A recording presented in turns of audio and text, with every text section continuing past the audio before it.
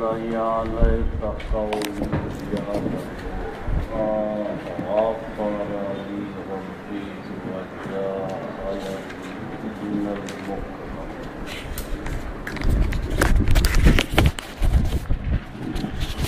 کل والے مذاکرہ میں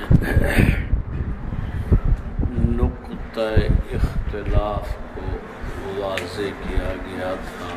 اس ضمن میں فریقین کا عقیدہ بھی معلوم ہو گیا. اہل سنت والجماعت کا جو صحیح مسلک ہے اس کی تائید میں قرآن پاک کی 2 آیتوں کا بیان ہوا تھا. ایک وَلَا تَقُولُوا لِمَنْ يُقْتَلُ فِي سَبِيلِ اللَّهِ أَمْوَاتٌ. دوسرا وَلَا تَحْسَبَنَّ الَّذِينَ قُتِلُوا فِي سَبِيلِ اللَّهِ أَمْوَاتٌ. ان آیتوں سے ثابت یہ ہوتا ہے کہ موت کے بعد جزا سزا کا جو سلسلہ شروع ہوتا ہے وہ صرف روح کے لیے نہیں ہوتا بلکہ روح اور جسد دونوں کے لیے ہوتا ہے. دونوں آیتوں سے یہی ثابت ہوتا ہے کہ جن کو ہم مماتی یا حیات النبی کا منکر کہتے ہیں انہوں نے اور بھی بہت سے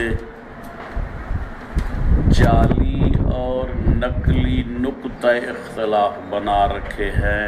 مثلا لوگوں کو یہ تاثر دیتے ہیں کہ حضور اکرم صلی اللہ علیہ وسلم کی وفات ہو گئی اور علماء دیوبند آپ کی وفات کے قائل نہیں ہے. اس پر وہ آیتیں پڑھنا شروع کر دیتے ہیں. کبھی انکا میتن و انہم میتون، کبھی ما محمد الا رسول قد خلت من قبلہ الرسل افإن مات او قتل، کبھی کل نفس ذائقۃ الموت. تو اس سلسلے میں جہاں سے آپ صلی اللہ علیہ وسلم کی وفات ثابت ہوتی ہے 20 آیتیں پڑھ دیتے ہیں.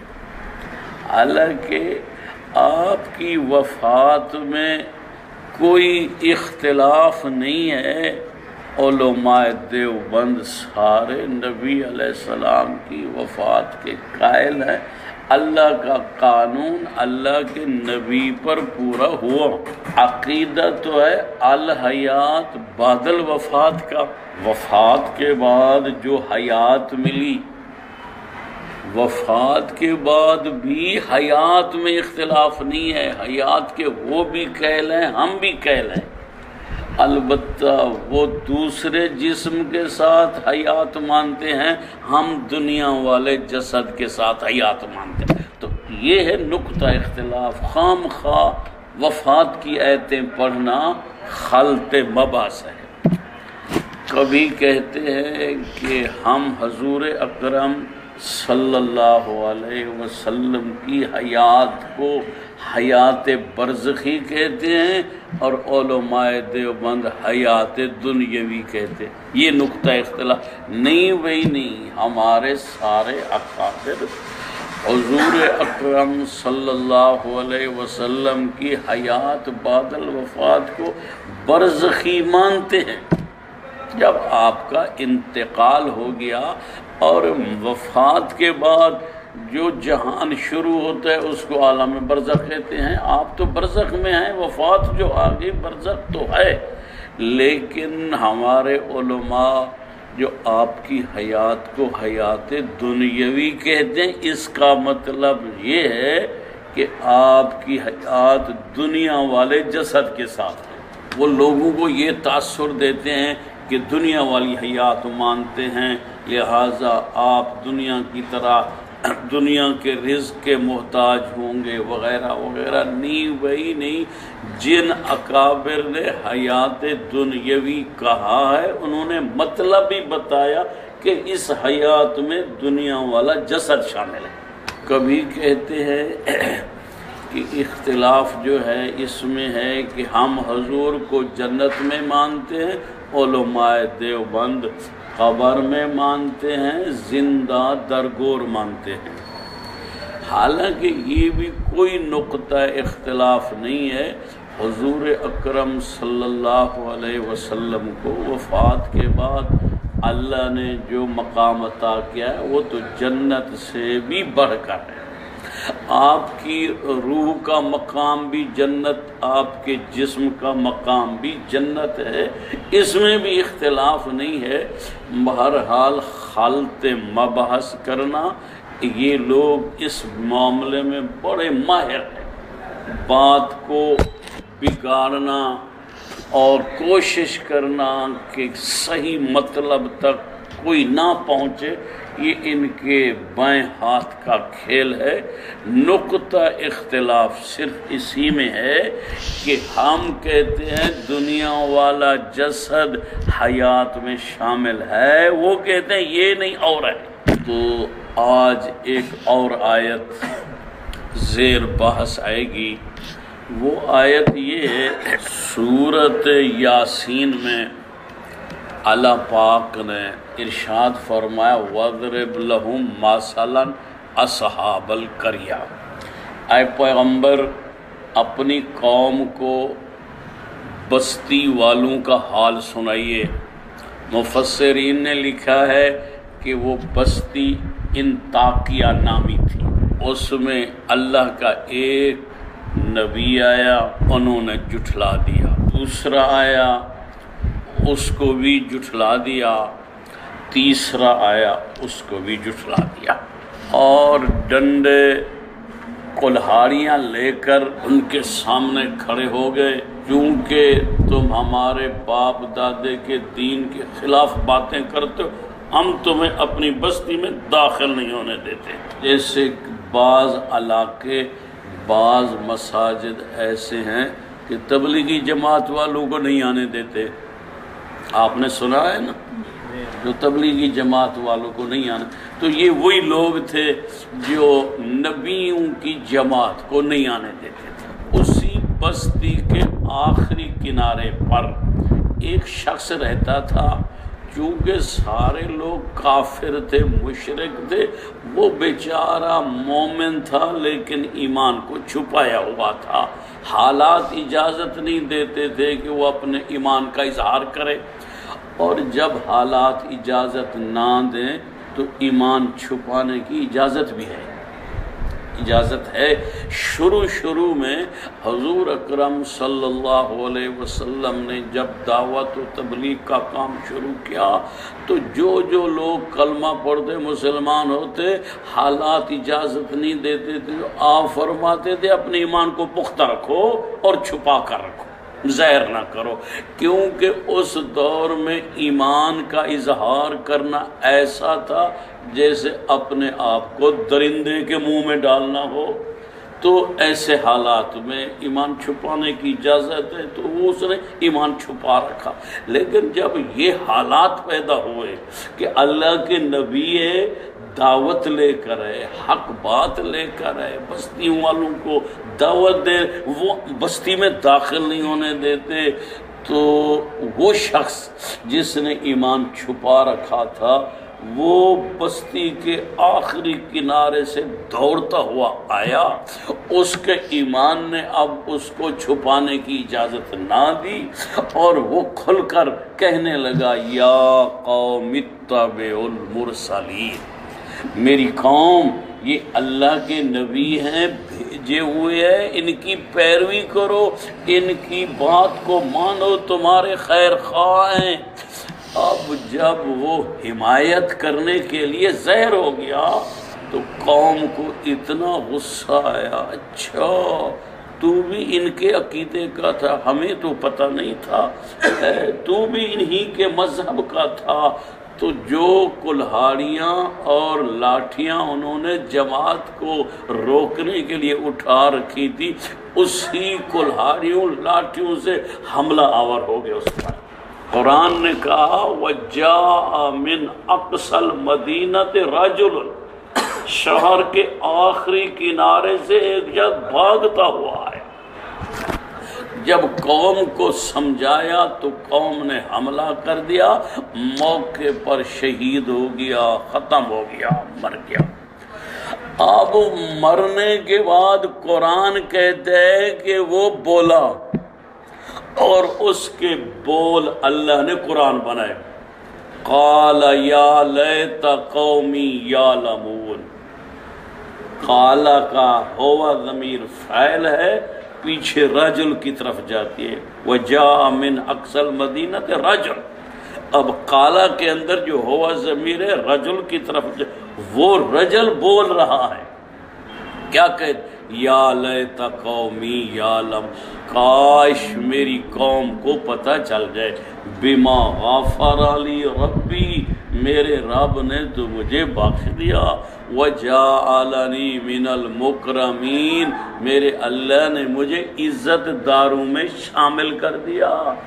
اب مرنے کے بعد جو بول رہا ہے تو معلوم ہوتا ہے مرنے کے بعد آدمی ختم نہیں ہوتا، کسی نہ کسی درجہ میں حیات ہوتی ہے جس کی وجہ سے وہ بولتا ہے۔ اب آپ جو کہ تعلیم یافتہ ہیں شاید کہنے لگیں کہ وہ زبان حال سے بول رہا تھا، زبان قال سے نہیں، تو قرآن نے تو اس کے الفاظ نکل کے کالا یا لے تک بتائیں، زبان حال کے الفاظ ہوتے ہیں، اس کے الفاظ نہیں ہوتے، قرآن نے ان کے الفاظ نقل کیے، معلوم ہوتا ہے اس کا بولنا زبان حال سے نہیں زبان قال سے تھا۔ تو یہ دلیل ہے ہماری۔ اب کہنے والا یہ بھی کہہ سکتا ہے کہ اس کی روح بولی ہوگی، کالا کالا کا قائل روح ہے، تو ہم کہتے ہیں دیکھ لو آگے پیچھے پوری سورت یاسین میں روح کا کہیں تذکرہ نہیں ہے، تذکرہ رجل کا ہے، اور رجل کا اطلاق روح اور جسد کے مجموعے پر ہوتا ہے، روح کو رجل کوئی نہیں کہتا، تو معلوم ہوتا ہے رجل بولا یعنی روح اور جسد کا مجموعہ بولا، اللہ نے اس کے بول سنے، اس کو قرآن بنایا، اب قیامت تک قرآن بھی رہے گا، مرنے والے کے بول بھی رہیں گے، بول رہا ہے یا لیت۔ اب یہ کہتے ہیں کہ مردہ بھی بولتا ہے، یہ عقل کے اتنے اندھے ہیں، ادھر تو کہتے ہیں کہ ہم توحیدی ہیں، ان کی روڈ کا نام بھی توحید روڈ، ان کی مسجد کا نام بھی توحید مسجد، ان کی جماعت کا نام بھی توحید۔ اللہ کے بندے، اگر روح بول سکتی ہے جبکہ اس کی کچھ بھی نہیں، تو اگر اللہ مردے کو بلا لے تو کون سی آفت آ جائے گی؟ اللہ تو زمین و آسمان کو بلواتا ہے، انا عرضنا الامانۃ علی السماوات والارض والجبال، ہم نے زمین پر، آسمان پر، پہاڑوں پر اپنی امانت کو پیش کیا، فَأَبَيْنَا أَن يَحْمِلْنَهَا وَأَشْفَقْنَا، انہوں نے انکار کیا، اللہ ہم نہیں بار امانت اٹھا، ڈر گئے، وَحَمَلَهَا الْإِنسان، انسان نے اٹھا۔ اب وہ ڈر بھی رہے ہیں، بول بھی رہے کہ اللہ ہم سے نہیں اٹھایا جاتا، تو اللہ بلوائے تو زمین سے بلوائے، آسمان سے بلوائے، پتھروں سے بلوائے، اگر مردہ بول پڑے تو اللہ کے ہاں کوئی بڑی بات نہیں ہے۔ جب قرآن نے کہہ دیا مردہ بولتا ہے تو اب قرآن کے علاوہ بڑی شہادت کون سی ہوگی؟ اب ان کو شامل کرو ان دو کے ساتھ تو قبر کی زندگی، قبر کی حیات کی یہ تین دلیلیں آئیں، اور ان تینوں میں نیک لوگوں کا ذکر ہے۔ پہلی آیت بھی شہیدوں کے لیے نیک لوگ ہے، دوسری شہیدوں کے لیے، تیسری اس کو بھی شہید سمجھو، ظالموں نے ڈنڈوں سے مار دیا، اب یہ بھی شہید ہے۔ اب اس کے علاوہ ایک دو آیتیں وہ بھی ہو جائیں جو کافر تھے، مشرک تھے، مرنے کے بعد ان کو عذاب ہو رہا ہے، تاکہ پتہ چلے کہ موت کے بعد جو زندگی ہے وہ نیکوں کو بھی حاصل ہوتی ہے، بروں کو بھی حاصل ہوتی ہے، نیکوں کو جزا کے لیے، بروں کو سزا کے لیے۔ اللہ کا قرآن کہتا ہے النار یعرضون علیہا غدوا وعشیا یوم تقوم الساعہ ادخلوا آل فرعون اشد العذاب۔ اللہ نے آل فرعون کے لشکر کا ذکر فرمایا، جیسا کہ پہلے سپارے میں وَأَغْرَقْنَا آلَ فرعون، ہم نے آل فرعون کو غرق کیا، اور پھر فرمایا جب غرق ہو گئے، مر گئے، ختم ہو گئے، تو اب صبح و شام ان کو آگ پر پیش کیا جائے۔ النار یعرضون علیہا، صبح و شام ان کو آگ دکھائی جاتی، یہ تمہارا ٹھکانہ ہے۔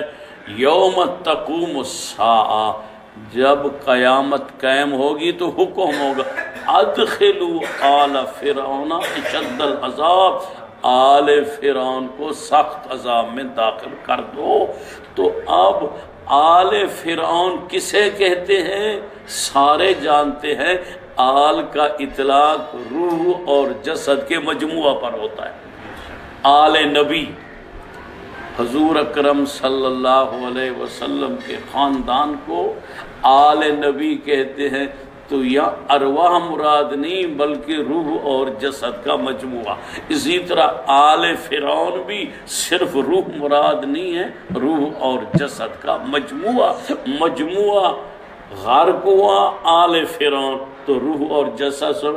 دیکھو آدمی اگر خدا نخواستہ سمندر میں، دریا میں، ندی نالے میں ڈوب جائے تو اس کی روح ڈوب کر مرتی ہے یا روح اور جسد دونوں مرتے ہیں؟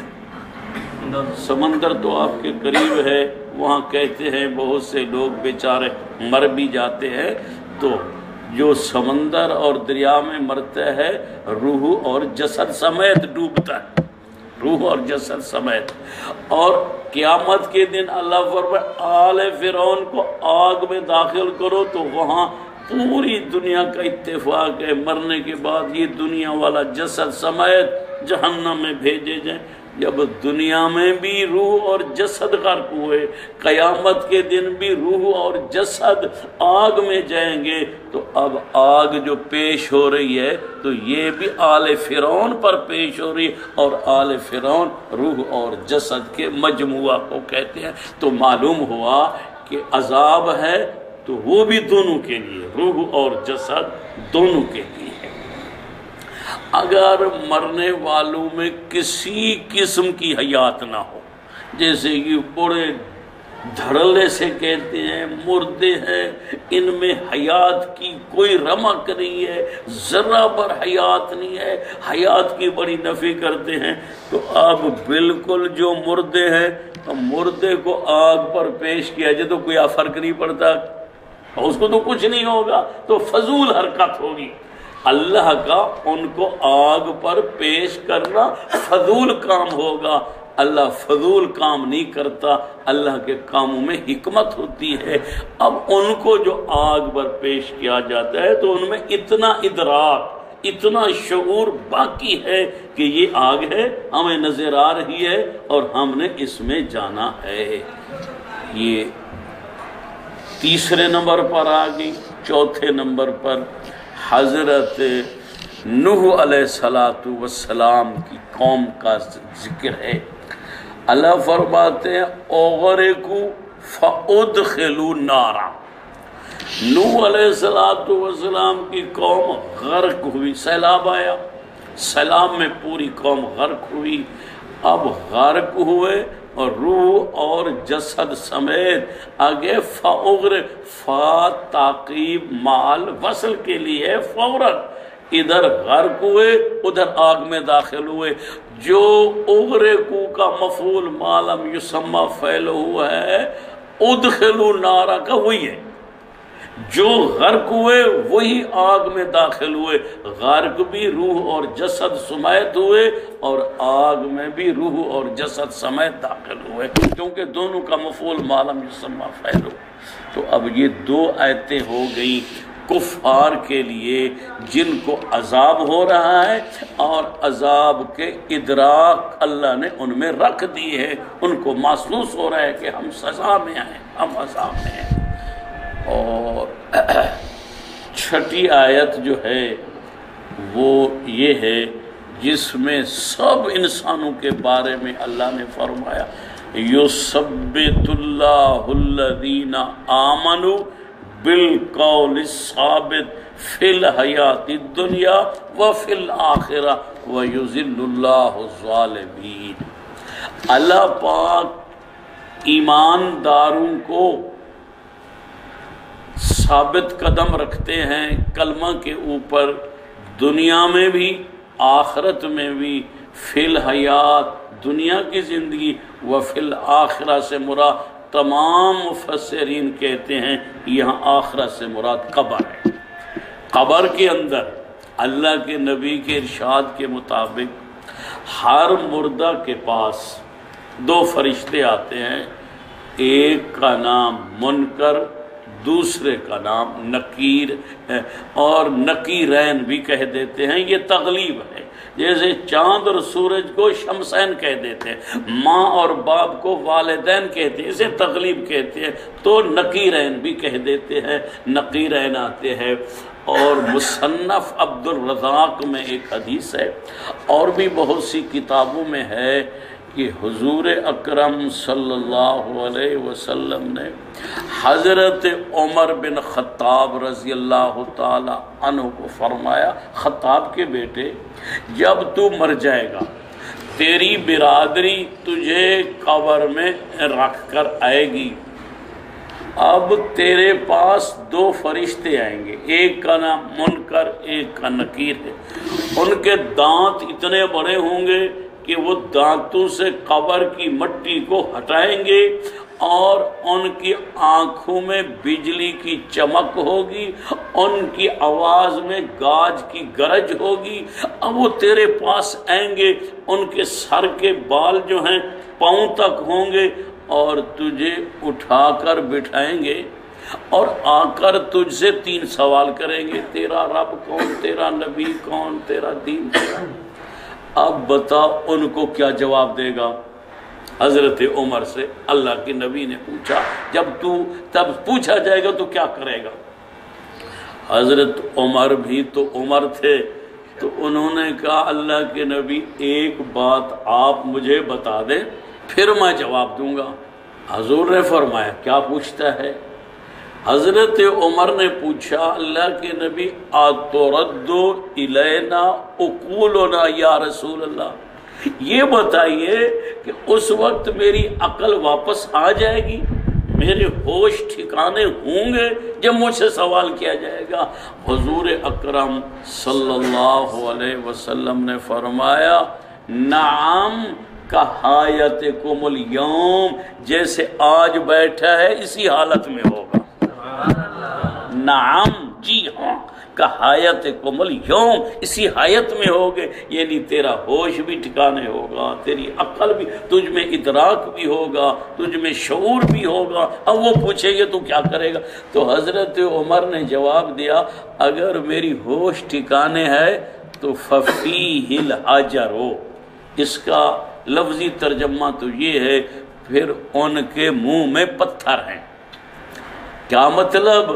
اس کا مطلب یہ ہے کہ جس کو آدمی لاجواب کر دے تو کہتے ہیں ففی الحجر، ان کے منہ میں پتھر ہیں، پھر میں ان کو لاجواب کر دوں گا، جو پوچھیں گے آسانی سے جواب دے دوں گا جب ہوش ٹھکانے ہیں۔ تو اب معلوم ہوا کہ قبر کے اندر آدمی کا ادراک، آدمی کا شعور، سب کچھ ہوتا۔ یہ اور بات ہے وَلَٰكِن لَا تَشْعُرُونَ، ہمارے شعور سے بالا تھا، ہم نہیں سمجھ سکتے۔ ہمارے سامنے اگر قبر کھول کر رکھ دی جائے یا قبر سے کوئی دری رکھ دی جائے، فرشتے آئیں گے اٹھا کر بٹھائیں گے، سوال کر لیں گے، ساری کاروائی کو ہم محسوس نہیں کریں گے کیونکہ ہم سے پس پردہ، ہم سے یہ پس پردہ، لیکن ہے ضرور۔ تو بہرحال اللہ کے نبی نے فرمایا آپ تفسیر کی جو کتاب بھی اٹھا کر دیکھیں، یثبت اللہ کی تفسیر میں لکھا نازلت فی عذاب القبر، یہ مومنین کو اللہ آخرت میں یعنی قبر کے سوالوں میں ثابت قدم رکھتا ہے، وہ جو پوچھتے ہیں جواب دے دیتا ہے، اور جو گناہگار ہوتے ہیں مجرم یذل اللہ الظالمین، ظالم پھسل جاتے ہیں، صحیح جواب نہیں دے سکتے۔ تو اب قبر کے اندر یہ جو سوال ہوتا ہے یہ ہوتا ہے آمنو، یثبت اللہ الذین آمنو، ایمانداروں کو اللہ ثابت کرتا ہے اور کافر گمراہ ہو جاتے۔ اب آپ جتنے ہیں سارے آمنو ہیں نا، میں بھی آمنو ہوں، آپ بھی۔ کیا یہ ایمان صرف ہمارے روح کی صفت ہے یا ایماندار روح اور جسد کے مجموعہ کو کہتے ہیں؟ ظاہر ہے کہ مومن جو ہے وہ روح اور جسد کے مجموعہ کو کہتے ہیں۔ تو قبر میں جو حساب ہوگا، قبر میں جو سوال ہوگا وہ روح اور جسد کے مجموعہ سے ہوگا۔ جو مومن ہیں متقین ہیں وہ صحیح جواب دے دیں گے تو پھر ہمیشہ کے لیے راحت میں رہیں گے، جو مجرم ہوں گے کافر ہوں گے گمراہ ہو جائیں گے، ان کی قبر جہنم کا گڑھا۔ 6 آیتیں ہو گئیں۔ اور ویسے میں نے ایک کتاب لکھی ہے، اس کا نام ہے قبر کی زندگی، اصل نام تو ہے الحیات بعد الوفات، وہ لاہور سے چھپتی ہے، کراچی میں بھی کہتے ہیں کہ بکنے کے لیے آتی ہے، اگر آپ کو وہ مل جائے تو پوری 50 آیتیں یہ بھی ان میں شامل ہیں، میں نے لکھ لی ہے 50 کی 50۔ میں لے آتا لیکن میں کمزور آدمی ہوں، اس لیے وہ منڈل کو اٹھانا بھی تو مشکل ہوتا ہے نا میرے لیے، اس لیے خود آنا بھی مشکل ہے تو کتابوں کا لے آنا بہت بڑا مشکل ہے۔ تو بہرحال الحیات بعد الوفات یعنی قبر کی زندگی۔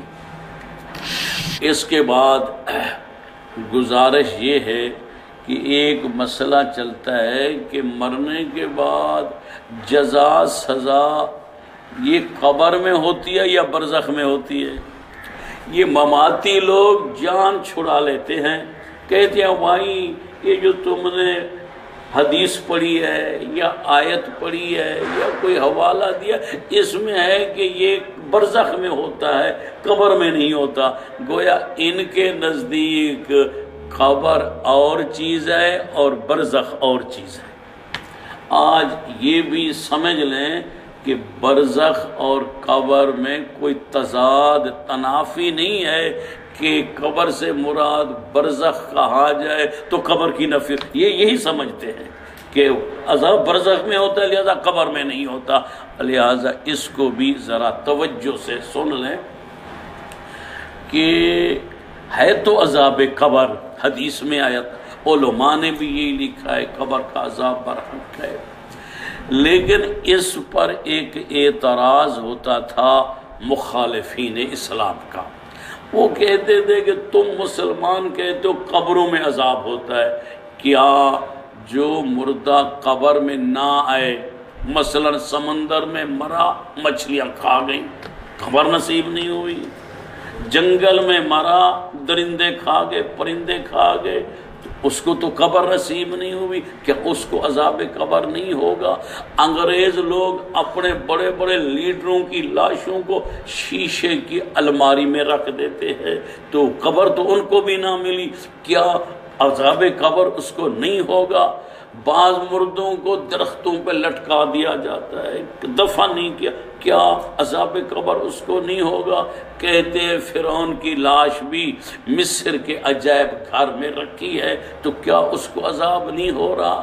حقیقت تو یہ ہے اللہ کے نبی نے جو فرمایا قبروں میں عذاب ہوتا ہے، یہ تو ہے اکثری بات، اکثر مردے دفنائے جاتے ہیں، خال خال ہیں جن کو قبر نصیب نہیں ہوتی، ورنہ عذاب تو ہوتا ہے جسد کو، عذاب قبر جسد کو ہوتا ہے، جسد جہاں بھی ہے، قبر میں آ گیا قبر میں عذاب ہے، شیشے کی الماری میں ہے وہاں عذاب ہو رہا ہے، اگر درخت سے لٹکا ہوا ہے تو وہاں عذاب ہو رہا ہے، مچھلیوں کے پیٹ میں ہے وہاں عذاب ہو رہا ہے، پرندوں درندوں کے پیٹ میں وہاں عذاب ہو رہا ہے۔ تو عذاب کی خصوصیت جو ہے وہ ہے جسد کے ساتھ، لیکن ہمارے نبی نے یا ہم جو کہتے ہیں عذاب قبر تو یہ اکثر للاکثر حکم الکل ہے نا، ایسا قاعدہ کہ کل کا حکم لگا دیا جاتا ہے۔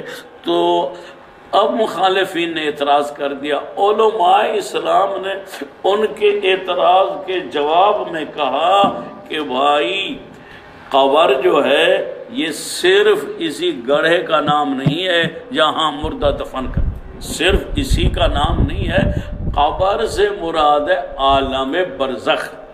اب برزخ کا لفظ استعمال ہوا مخالفین کے اعتراض کے جواب میں، انہوں نے کہا کہ جس کو قبر نہیں ہے اس کو عذاب تو نہیں ہوگا، بھائی عذاب سب کو ہونا ہے، لیکن جگہیں تو تھیں مختلف، کبھی قبر، کبھی شیشے کی الماری، کبھی مچھلی کا پیٹ، کبھی صندوق، کبھی کچھ، تو انہوں نے کہا قبر سے مراد ہے برزخ۔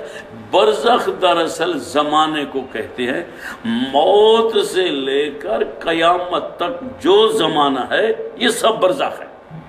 برزخ زمانے کا نام ہے، برزخ کسی جگہ کا نام نہیں ہے۔ دیکھیے رمضان المبارک کا مہینہ یہ وقت کا نام ہے، مہینہ وقت کا، ہفتہ یہ وقت کا نام ہے، دن رات وقت کو کہتے ہیں، گھنٹہ منٹ سیکنڈ وقت کو کہتے ہیں، زمانہ وقت کو کہتے ہیں۔ تو برزخ کسی جگہ کا نام نہیں ہے، موت سے لے کر قیامت تک کے سارے وقت کو برزخ ہی کہا جائے۔ اب برزخ کا لفظ سب کو شامل ہو، مردے کی ہر جگہ کو۔ جب ہم نے کہا قبر سے مراد عالم برزخ ہے، جو قبر میں پڑا ہے یہ بھی برزخ میں ہے، جو شیشے کی الماری میں وہ بھی برزخ میں ہے، جو مچھلیوں کے پیٹ میں وہ بھی برزخ میں ہے، جو پرندوں درندوں کے پیٹ میں وہ بھی برزخ میں ہے، جو صندوق میں رکھا ہے وہ۔ الغرض ہمارے اکابر نے قبر کے مفہوم میں وسعت پیدا کی کہ قبر کا مفہوم مردے کے ہر مقام کو شامل ہو جائے، لیکن ان عقل کے اندھوں نے قبر سے مراد برزخ کہہ کر خود اصل قبر کی بھی نفی کر دی کہ یہ قبر نہیں ہے، قبر سے مراد تو برزخ ہے۔ بھائی اصولی بات ہے، ایک ہوتا ہے ظرف زمان، ایک ہوتی ہے ظرف مکان۔ آپ نے جب صرف پڑھی ہوگی تو صرف بہائی میں لکھا ہوا ہے مصدر سے 12 چیزیں نکلتی ہیں، ماضی ہے، مضارع ہے، امر ہے، نہی ہے، اسم فاعل ہے، اسم مفعول ہے۔ اسی طرح برزخ سے ظرف زمان بھی نکلتی ہے، ظرف مکان بھی نکلتی ہے۔ مکان جگہ کو کہتے ہیں۔ دیکھو ہم اس مدرسے میں بیٹھے ہیں، اس کا نام ہے ندوۃ العلم، ندوۃ العلم۔ اب یہ ہمارے لیے کیا ہے؟ جگہ کا نام ہے، مدرسہ جگہ کا، مسجد بھی جگہ کا نام ہے، کراچی کا شہر یہ بھی جگہ کا نام ہے۔ تو یہ کراچی، مدرسہ، ندوۃ العلم یہ تو ہے مکان۔ اور اب ٹائم ہو رہا ہے غالباً 12 بج رہے ہیں، 12۔ اب یہ 12 جو ہیں یہ ہمارے لیے زمان ہے، ہم 12 بجے میں ہیں، یہ ہمارے لیے زمان ہے۔ ہم ندوۃ العلم میں ہیں، یہ ہمارے لیے مکان ہے۔ اگر آپ میں سے کوئی کہہ دے کہ میں 12 بجے ندوۃ العلم میں موجود تھا تو یہ دونوں باتیں سچی ہیں۔ 12 بجے آپ کے لیے ظرف زمان، ندوہ آپ کے لیے ظرف مکان ہے، تو یہ دونوں باتیں بیک وقت سچی ہیں۔ تو وہ بے وقوف ہوگا بھائی مولوی صاحب ایک بات کہو، یا کہو میں ندوہ میں تھا یا کہو میں 12 بجے میں تھا، یہ کیسے ہو سکتا ہے؟ تو سب کہیں گے عقل کے اندھے، یہ ندوہ ہمارے لیے ظرف مکان، 12 بجے ہمارے لیے ظرف زمان، دونوں اکٹھے ہیں۔ اسی طرح سمجھو کہ یہ قبر جو ہے یہ مردے کے لیے ظرف مکان ہے، برزخ اس کے لیے ظرف زمان ہے۔ اب یہ قبر زمان بھی ہے مکان بھی ہے، ایک سے دوسرے کی نفی کر دینا یہ وہ کہے گا جو ظرف زمان مکان کا فرق نہیں۔ مولانا ہم دن میں بیٹھے ہیں یا رات میں؟ یہاں دن ہے اور ندوہ میں بیٹھے ہیں، دن میں بھی بیٹھے ہیں ندوہ میں بھی بیٹھے، دونوں باتیں سچی ہیں یا نہیں ہیں؟ سچی۔ دن بھی ہے یہ ہمارے لیے ظرف زمان ہے، ندوہ ہمارے لیے ظرف مکان ہے۔ ایک آدمی کہے کہ میں نے رمضان شریف مکہ مکرمہ میں گزارا، رمضان شریف مکہ مکرمہ، وہ کہے ایک بات کہو، یا کہو مکہ میں تھا یا کہو رمضان میں تھا۔ وہی عقل کے اندھے مکہ ہمارے لیے ظرف مکان تھا، رمضان ہمارے لیے ظرف زمان تھا، دونوں سچی ہیں۔ لہذا ہمارے بزرگوں نے قبر سے مراد برزخ کہہ کر قبر کے مفہوم میں وسعت پیدا کر دی کہ برزخ کے مفہوم میں یہ قبر بھی آ جائے، مردے کا ہر مقام آ جائے۔ ان عقل کے اندھوں نے خود اصل قبر کی نفی، دیکھو بھی فلاں بزرگ نے لکھا ہے قبر سے مراد گڑھا نہیں برزخ ہے، قبر سے مراد گڑھا نہیں برزخ۔ عقل کے بندے وہ تو وسعت پیدا کر رہے ہیں، انکار تھوڑا کر رہے ہیں۔ لہذا ظرف زمان ظرف مکان، مکان سے مکان کی نفی ہوتی ہے، زمان سے زمان کی نفی ہوتی ہے۔ ہم اب بیٹھے ہیں ندوہ میں، ہم بنوری ٹاؤن میں نہیں بیٹھے۔ کوئی کہے میں ندوہ میں بھی ہوں بنوری ٹاؤن میں، کہیں گے بے وقوف ایک ہی جگہ ہو سکتا ہے، دو جگہ کیسے ہو گیا؟ نہیں۔ اسی طرح اگر کوئی کہے میں دن میں ہوں رات میں ہوں، میں نہیں ہو سکتا، یا دن میں ہوگا یا رات۔ تو زمان سے زمان کی نفی ہوتی ہے، مکان سے مکان کی نفی ہوتی ہے، لیکن زمان سے مکان کی نفی نہیں ہوتی، مکان سے زمان کی نفی نہیں ہوتی۔ لے یہ اللہ کے بندے کیا کہتے ہیں کہ دیکھو مولانا تھانوی نے لکھ دیا ہے قبر سے مراد گڑھا نہیں ہے، قبر سے مراد برزخ ہے۔ فلاں بزرگ نے لکھ دیا ہے قبر سے مراد گڑھا نہیں ہے، قبر سے مراد، بھائی انہوں نے تو سچ کہا، لیکن تمہارے اندر بزرگوں کی باتوں کو سمجھنے کی صلاحیت ہی نہیں، بزرگوں کی باتوں کو سمجھنے کی صلاحیت ہی نہیں۔ بزرگوں نے جو کچھ کہا ہے سچ کہا ہے، ہم اس پر ایمان رکھتے ہیں۔ تو ہمارے اکابر نے قبر سے مراد برزخ کہہ کر قبر کی نفی نہیں کی، قبر کے مفہوم میں وسعت پیدا کر دی ہے۔ ہم بھی کہتے ہیں کہ جو مردہ قبر میں ہے یہ اس کے لیے حقیقی قبر، اور جو اس کے علاوہ ہے برزخ میں تو ہے، لہذا وہ اس کے لیے مجازی قبر، پرندوں کے پیٹ میں ہے، مچھلیوں کے پیٹ میں ہے، شیشے کی الماری میں، جہاں بھی ہے تو وہ اس کے لیے ویسے یہ بھی اس بات ذہن نشین فرما دے کہ اللہ پاک نے جب فرمایا ہے منہا خلقناکم وفیہا نعیدکم ومنہا نخرجکم تارۃ اخری، ہم نے تمہیں مٹی سے بنایا، مٹی میں واپس لے جائیں گے، قیامت کے دن مٹی سے اٹھائیں گے۔ اب اللہ کا وعدہ ہے کہ تمہیں میں نے مٹی میں لے جانا ہے۔ اگر آدمی مٹی میں نہ جائے، شیشے کی الماری میں رکھا جائے تو توبہ نعوذ باللہ، اللہ کا وعدہ تو جھوٹا ہو جائے گا۔ لہٰذا یہ کہنا کہ بعض مردے ایسے ہیں جن کو یہ قبر نصیب نہیں ہوتی، غلط بات ہے۔ ہر مردے کو زمین نصیب ہوگی، ورنہ تو خدا کا وعدہ جھوٹا ہوگا۔ ہاں کچھ دیر لگتی ہے، کہیں جلدی سے مرا دفن ہو گیا، ایک دن کے بعد، 2 دن کے بعد، البتہ جو منتشر ہو گیا، پرندوں میں چلا گیا تو اس کو وقت تو لگے گا۔ مچھلیاں کھا گی، آخر مچھلیاں مر کر بھی تو سمندر کی تہہ میں جائیں گی، مٹی میں جائیں گی۔ درندوں نے کھا لیا، درندے بھی مر کر تو مٹی میں ملیں گے نا۔ اور باقی جو شیشے کی الماری میں دیکھو، جب وہاں کشمیر میں ان علاقوں میں زلزلہ آیا تو بڑی بڑی عمارتیں زمین میں دھس گئیں۔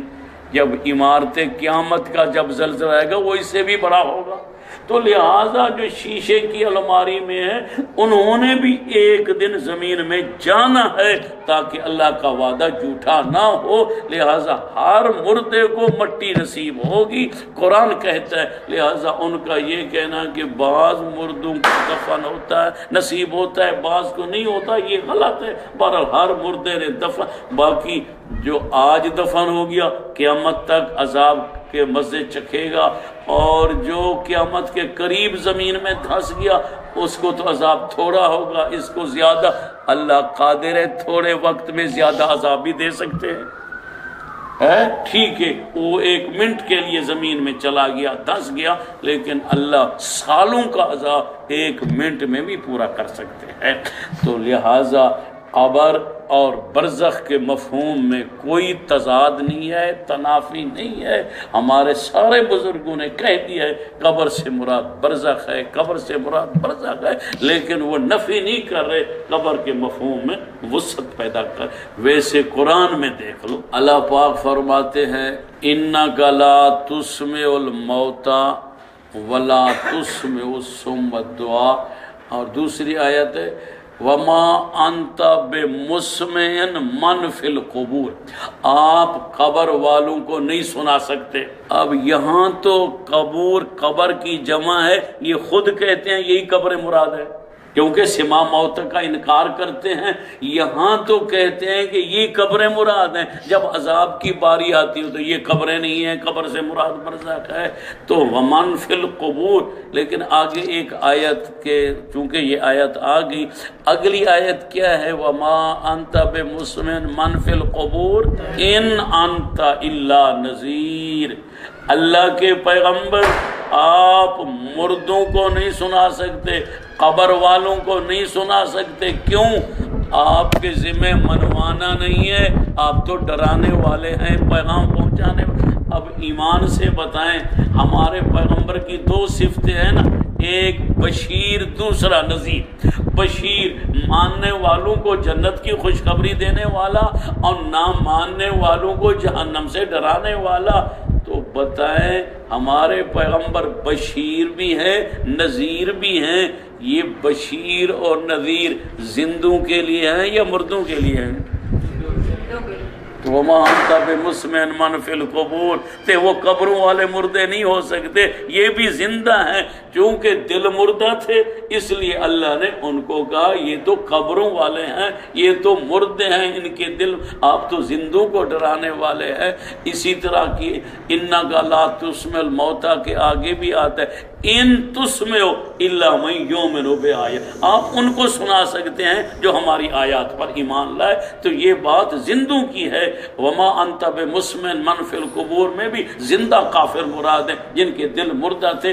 یہ ایک حقیقت ہے، بڑی حقیقت ہے، ذہن نشین کر لے۔ قرآن نے تو مردوں کے سنانے کا مسئلہ چھیڑا ہی نہیں۔ قرآن نے جہاں کہا ہے مردے نہیں سنتے، یہ مردہ دل زندہ کافر تھے، ان کو اللہ نے تشبیہ دی ہے کہ یہ تو مردے ہیں۔ باقی نہیں سنتے کا مطلب یہ آپ کی تبلیغ سے فائدہ نہیں اٹھا سکتے۔ ان آیات سے عدم سماع نہیں، عدم انتفاع ثابت۔ کوئی مردہ سن بھی لے تو کیا سن کر وہ کلمہ پڑھے تو کلمہ اس کو فائدہ دے گا؟ کیونکہ کلمے کا تو ٹائم ہی ختم ہو گیا ہے۔ لہٰذا مردے آپ کی بات سے فائدہ نہیں اٹھاتے، زندہ آپ کی بات سے فائدہ اٹھاتے ہیں۔ یہ جو کافر آپ کے مخاطب ہیں اگرچہ زندہ ہیں لیکن مردوں کی مثل ہیں، ان کے دل مردہ ہو چکے ہیں۔ تو قرآن نے کہیں موتا کے سما کا مسئلہ چھیڑا نہیں۔ یہ علیحدہ حدیثوں میں سما عدم سما کی بات تو چلتی ہے، بہرحال یہ قرآن کو صحیح استعمال نہیں کرتے، بلکہ وہ زہری بات کہ وہی آ گیا آپ مردوں کو نہیں سنا سکتے، تو یہاں سے زہری معنی مراد لیتے ہیں۔ اس کے بارے تو میں نے کہا تھا من کان فی ھذا الاعمى فهو فی الاخرۃ الاعمى، جو یہاں اندھا ہے وہ آخرت میں زندہ اندھا ہوگا، تو ایسی بات نہیں ہے۔ بہرحال میں آپ کی خدمت میں قبر کا مفہوم متعین کر رہا ہوں۔ اللہ پاک فرما عبداللہ بن ابی مر گیا، رئیس المنافقین، جب وہ مر گیا تو اللہ نے ارشاد فرمایا وَلَا تَقُمْ عَلَىٰ قَبْرِهِ وَلَا تُصَلِّ عَلَىٰ أَحَدٍ مِّنْهُمْ مَاتَ، اے پیغمبر ان میں سے منافقوں میں سے جو مر جائے اس کی قبر پہ مت جاؤ، اس کی نماز جنازہ مت پڑھو۔ اب قرآن میں لفظ و استعمال و قبر کا، اللہ کے نبی قبر پہ اللہ منع کر رہے ہیں، تو کوئی روح کی قبر مراد ہو سکتی ہے؟ نبی روح کی قبر پر جاتے تھے؟ نہیں، یہی قبر جو مستقر ارضی ہے یہاں سے منع کیا۔ تو دونوں آیتوں سے ثابت ہوا کہ قبر سے مراد یہی گڑھا ہے جہاں مردے دفن کیے جاتے ہیں۔ اذا القبور بوسرت، قبریں اکھیڑی جائیں گی۔ کیا یہ قبریں اکھیڑی جائیں گی یا روح کی قبریں اکھیڑی جائیں گی؟ ہر آدمی یہی کہے گا کہ یہی قبریں ہیں۔ اماتہ فاقبرہ، اللہ نے انسان کو نطفے سے بنایا، پھر اللہ نے مہلت دی 40 سال 50 سال 100 سال، فاماتہ فاقبرہ، اللہ نے اس کو موت بھی دی اور اس کو قبر بھی دی۔ ظاہر ہے جس کو موت آئی قبر اسی کو آئی، موت بھی جسد پر ہوتی ہے، قبر بھی جسد کو ملتی ہے۔ تو اس سے بھی ثابت ہوا کہ قرآن پاک قبر کا اطلاق جسد کے مقام پر کرتے ہیں جہاں ہم مردے دفن کرتے ہیں۔ دیکھو اللہ پاک فرماتے ہیں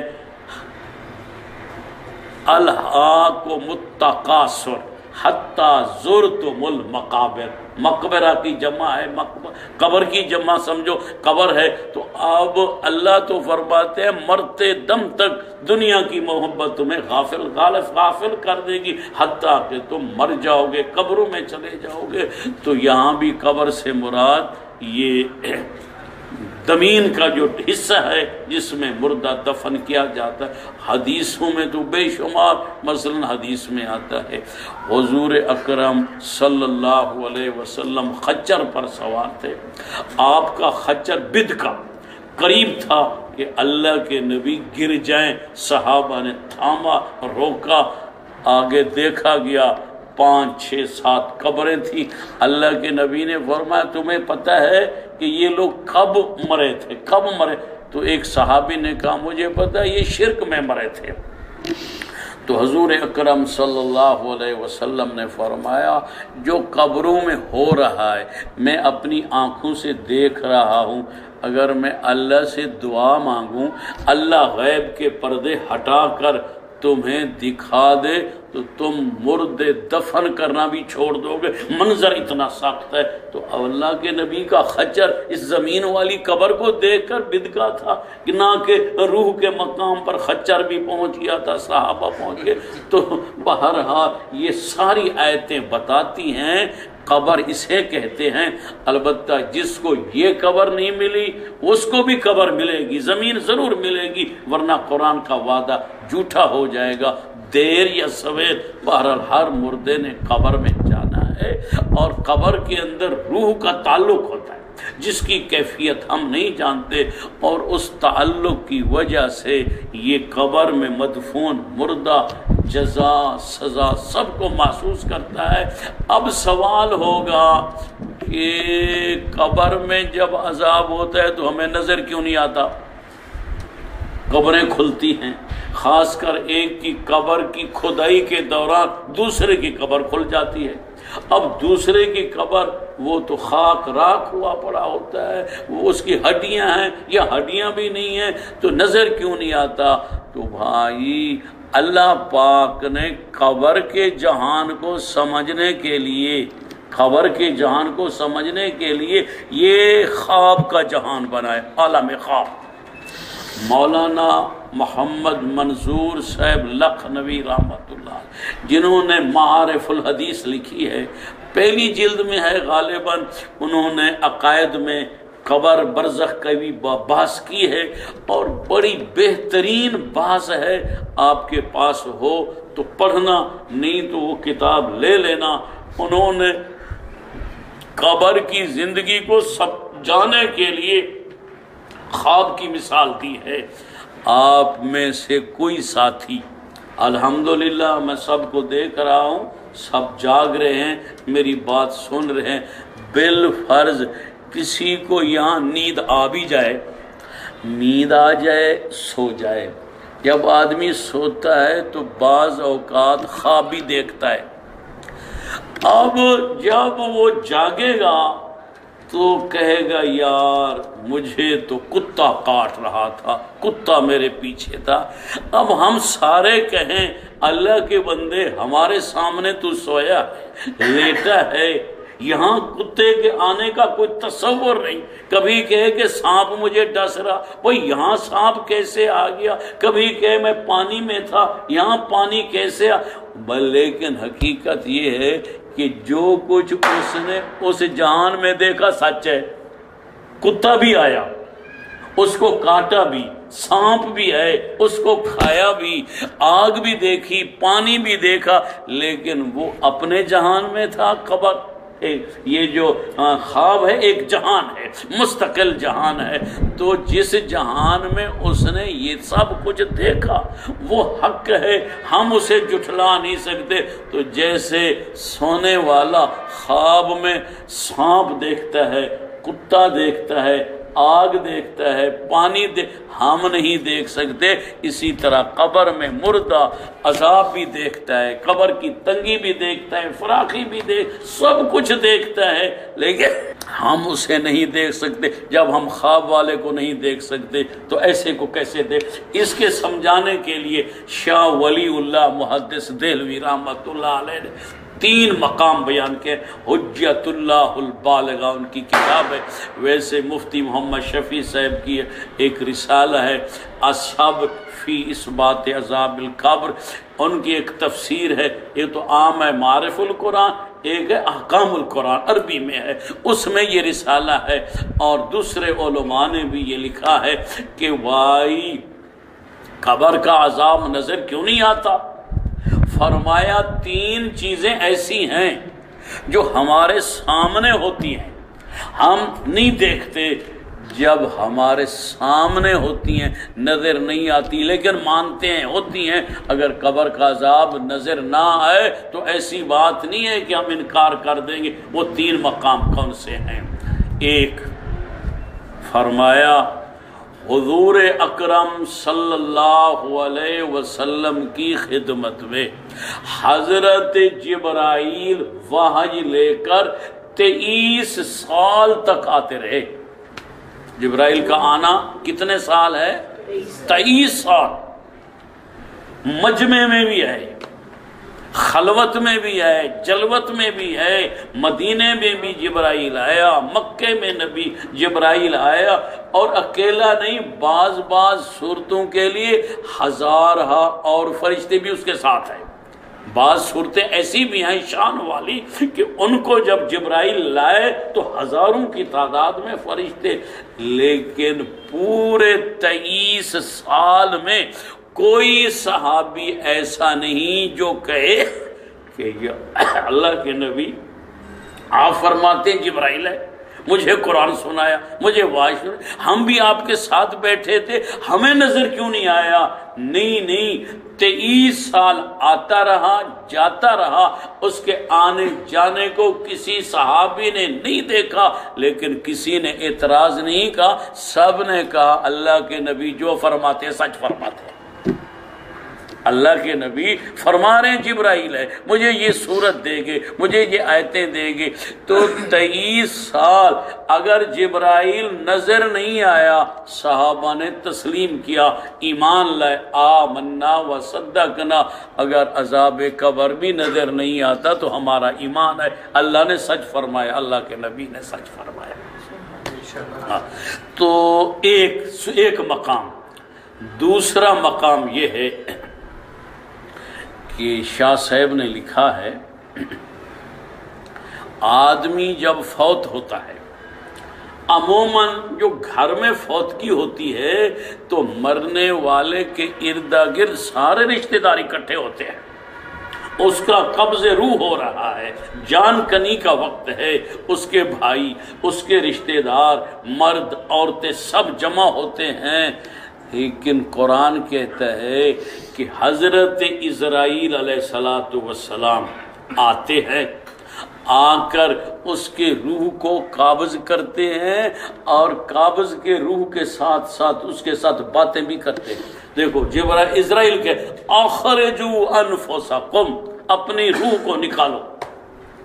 اب وہ کہہ رہا ہے لیکن نہ کوئی اسرائیل کو آتا دیکھتا ہے، نہ جاتا، نہ روح نکالتا، نظر نہیں کچھ آتا. لیکن قرآن یہ بھی کہتا ہے بعض مردے ایسے بھی ہیں کہ فرشتے عذاب والے یہاں سے سزا بھی شروع کر یضربون وجوہہم وادبارہم، یضربون وجوہہم وادبارہم، مرنے والے کے ساتھ فرشتے جہنم کے چابک لے کر ان کو پیٹ رہے ہیں. مار یضربون وجوہ، منہ کو مار رہے ہیں، ادبار ان کی پیٹھ پر ضربے لگا رہے ہیں. اب کون ہے جو کہے کہ میں نے دیکھا کہ فلاں مردے کو، مرنے والے کو فرشتے چابک مار رہے تھے، اس کے منہ پر تھپڑ مار. بھائی اب قبر کے اندر تو پھر بھی وہ زمین میں تو چلا گیا، جو بستر پر پڑا ہے ہمارے سامنے ہے، فرشتے آتے ہیں. اور بعض مردے وہ بھی ہیں جن کو فرشتے آ کر سلام کرتے ہیں، سلام علیکم. فرشتہ کہہ رہا ہے، اب دیکھنے والا ان کی آواز نہیں سنتا، ان کو نہیں دیکھتا. لاہور جامعہ شریفیہ کے ایک بزرگ تھے حضرت مولانا رسول خان صاحب، شیخ الحدیث تھے. اس کے بارے میں ہے جب ان کا آخری وقت تھا تو وہ فضا میں مصافحہ کر رہے تھے، السلام علیکم، السلام علیکم، وعلیکم السلام، وعلیکم السلام. تو علماء سے پوچھا گیا حضرت سے کون مصافحہ کر رہا تھا، کون سلام کا؟ تو علماء نے کہا کہ قرآن میں ہے نیک آدمی اللہ اور اس کے رسول کا غلام فرما بردار جو ہے تو فرشتے اس کو سلام بھی کرتے، مصافحہ بھی کرتے. تو بہرحال یہ مرنے والی کاروائی ہمارے آنکھوں کے سامنے ہوتی ہے، ہمارے سامنے روح قبض ہوتا ہے، جان کنی ہوتی ہے، فرشتے بول رہے ہیں، نیک آدمی کو جنت کی خوشخبری سنا رہے ہیں، گناہگار کو جہنم سے ڈر، سب کچھ ہو رہا ہے، لیکن ہم نہیں دیکھتے. اگر یہ نہیں دیکھتے پھر بھی ہمارا ایمان ہے کہ قرآن نے سچ کہا. اگر قبر کا عذاب نظر نہیں آتا پھر بھی اللہ کا قرآن، اللہ کا نبی سچ کہتا ہے. ہوتا سارا دیکھو، نہ نظر آنا، نہ ہونے کی کوئی دلیل نہیں ہے. مماتی جو ہیں ان کی ساری کاروائی، عقیدے کی گاڑی جو ہے یہ اسی پر چلتی ہے کہ سوال بھی روح سے ہوتا ہے، عذاب بھی روح کو ہوتا ہے، جنت بھی روح کو، رزق روح کو. ہم کہتے ہیں روح کو کسی نے دیکھا؟ کسی نے روح کو دیکھا ہو؟ جب روح نظر نہیں آتی، مانتے ہو روح ہے، لہذا قبر میں عذاب نظر نہیں آتا تو ہمارے نظر نہ آنے سے انکار نہیں کر. خود اللہ پاک کی تو نظر نہیں آتے تو اللہ کا انکار کر دے. ہوا ہے، ہوا چلتی ہے، یہاں سے آ رہی ہے، جسم کو لگتی ہے تو محسوس ہوتا ہے، ویسے ہوا نظر تو نہیں آتی. اور کتنی سارے جراثیم ہیں جو آج تک ہمیں نظر نہیں آتے. ڈاکٹر کہتے ہیں کہ فلاں مرض کے جراثیم ہیں، فلاں مرض کے، وہ شیشوں کے ذریعے، آلات کے ذریعے دیکھتے. تو لہٰذا نظر نہ آنا کسی چیز کے نہ ہونے کی ہمیں فرشتے نظر نہیں آتے، ہمیں شیطان نظر نہیں آتا، ہمیں بہت سی چیزیں ہیں جو نظر نہیں آتی، لیکن نظر نہ آنا نہ ہونے کی دلیل نہیں ہے. اگر اللہ کا نبی جو الصادق الامین ہے، انہوں نے جب خبر دی ہے کہ قبر میں عذاب ہوتا ہے، جزا سزا ہوتی ہے، تو بھائی ایک ہوتا ہے کہ آدمی دیکھ کر مانے، اور دوسری بات یہ ہے کہ ایک آدمی نہ دیکھے نبی کی بات پر اعتماد کرے پھر مان لے، یہ بڑی بات ہے. مولانا محمد عمر سے پالن پوری رحمت اللہ علیہ تبلیغی جماعت کے بہت بڑے عالم تھے، بہت اچھا بیان، اچھا واز کرتے تھے. ریونڈ میں اکثر انہی کے بیان ہوتے تھے جب وہ زندہ تھے، اب تو فوت ہو گئے. وہ کہتے تھے ہمارے ہندوستان میں ایک بیچارہ دور دراز کا کوئی تاجر وپاری تھا، کوئی چیز بیچتا تھا، پیسے